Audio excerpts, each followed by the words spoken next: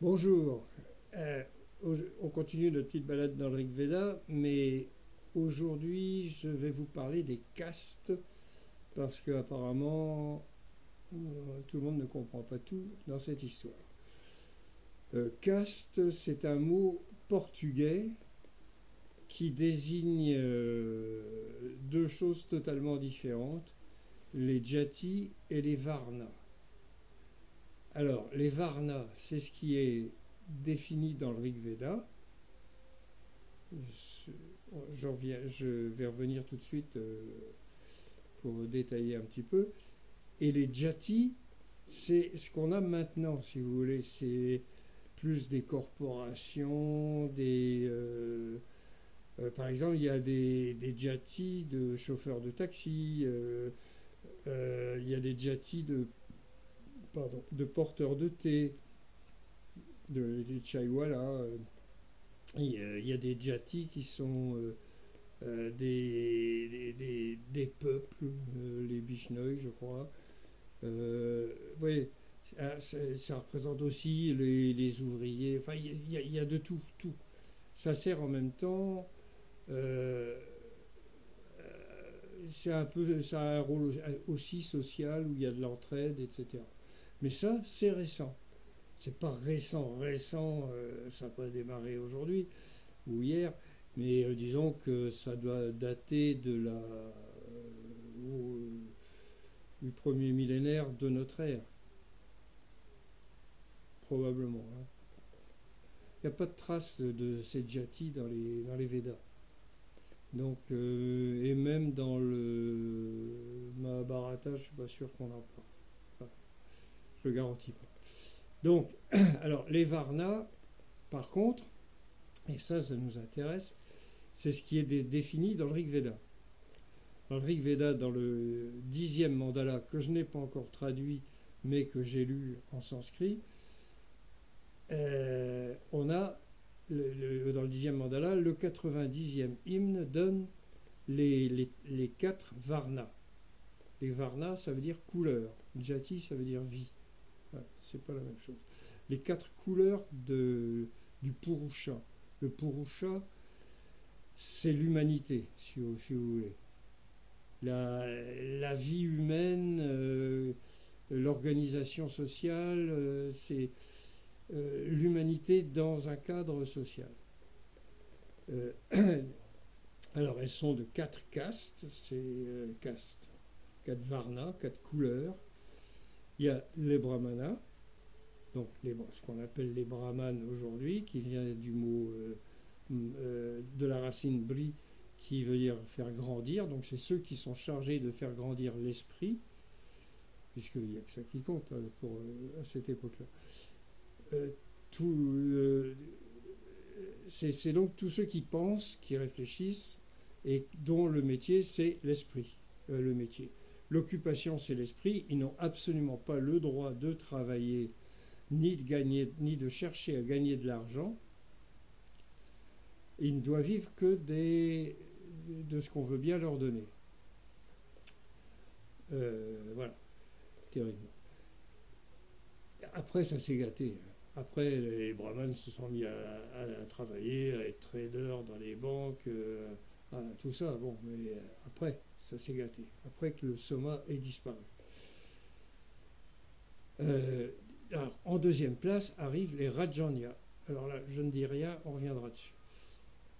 En troisième place arrivent les Vaishas, c'est-à-dire le peuple. Hein, tous les gens qui travaillent, qui vivent, qui soient riches ou pauvres, hein, c'est les Vaishas. Voilà. C'est les fermiers, les artisans, les fabricants, tout ça, voilà. C'est le peuple, hein, le peuple. Et il y a les Shudras, qui eux sont les serviteurs.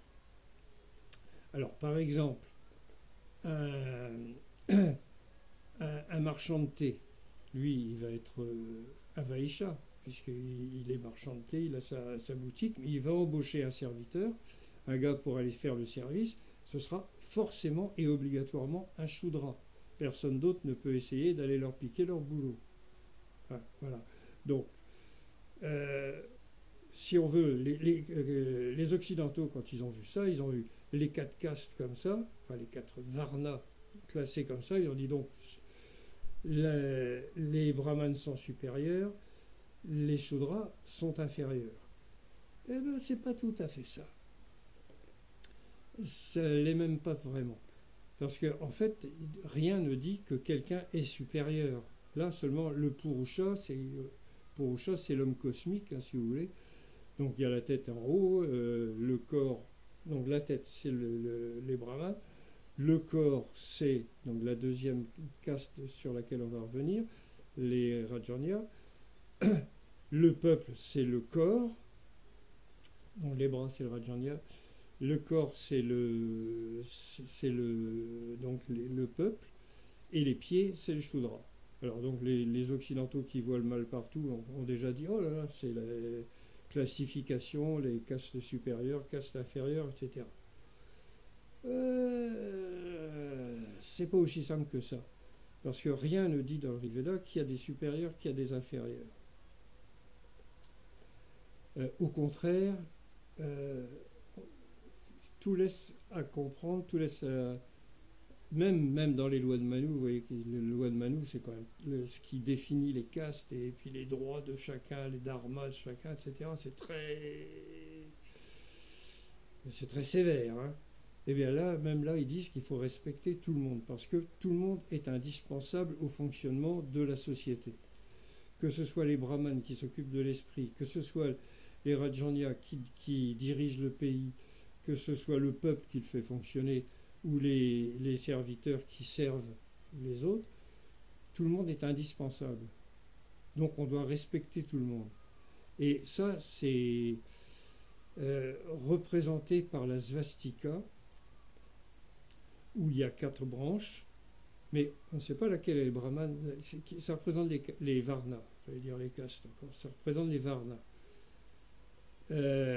On ne sait pas, on ne dit pas qui est le supérieur à l'autre. La svastika, elle tourne. Elle tourne, et quand elle tourne bien, c'est que tout le monde est en place et que tout le monde se respecte. C'est plutôt, voyez-vous, une histoire de respect que de supériorité. Bon, on en revient, on arrive à la deuxième caste, la deuxième varna. Sacrées habitudes qu'on a prises. Dans le Rig Veda, c'est les Rajanya. Et quand vous regardez les traductions faites par les traducteurs français, que ce soit Louis Renoux, qui était le grand maître du sanskrit dans les années 50 en France, bien sûr, ou que ce soit Varenne ou Michel Angot ou d'autres, ils traduisent, eux, soit par kshatriya, soit par guerrier, le mot Rajanya. Or, Rajanya et kshatriya, c'est deux racines différentes.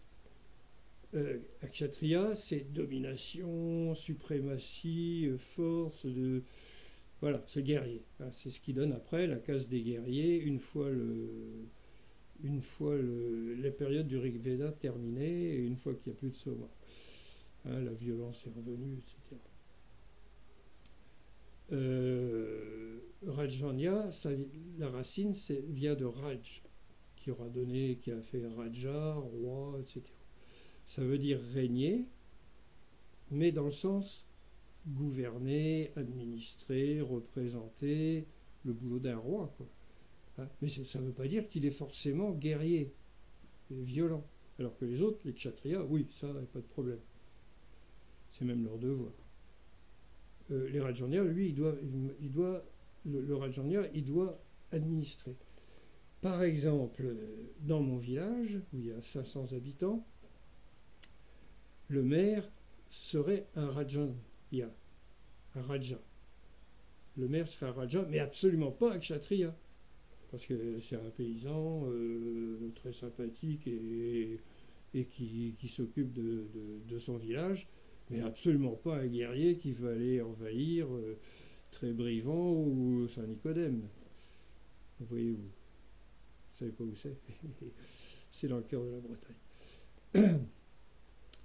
Donc là, il y a une arnaque, là, il y a une petite embrouille, et j'ai voulu en parler aujourd'hui parce que j'ai ça sur le cœur depuis un moment. Quand on vous dit caste, écarté. Les Occidentaux, tout ce qu'ils connaissent de l'Inde, en fait, c'est les clichés. Hein. Pour eux, l'Inde est peuplée de gens qui passent leur temps à violer les femmes, collectivement, et à lyncher les intouchables et à chercher des noises aux musulmans. S'il vous plaît, allez en Inde, sortez de Delhi ou de Bombay ou de Calcutta, allez voir les villes, dans les villes et villages, là où la vie est simple et où les gens ne sont pas excités. Et ça n'a rien à voir avec les clichés que vous nous sortez à la télé. Voilà. Donc voilà, c'était tout. Juste un petit coup de gueule comme ça que j'avais envie de dire en passant parce que ça me travaille un peu. Je vous remercie. Alors on se retrouve bientôt pour une autre balade dans le Rig Veda où je vais encore en tirer un hymne au hasard, mais pas pour aujourd'hui. Voilà, bonsoir Kenavo Nano, salut à tous et que Indra vous garde ou Agni ou chasse n'importe qui. À bientôt.